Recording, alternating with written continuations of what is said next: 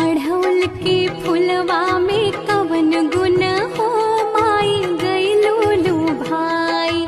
अढ़ौल के फुलवा में कवन गुण हो माई गइलू भाई। गइलू भाई माई गइलू भाई।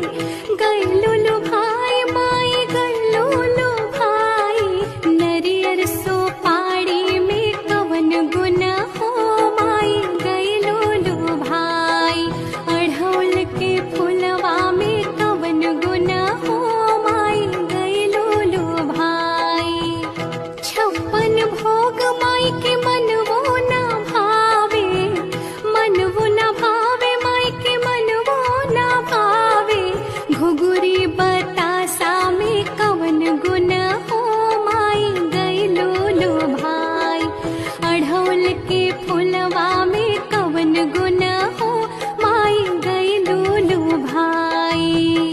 हाथी घोड़ा माई के मनवो न भावे। मनवो न भावे माई के मनवो न भावे। सिरवा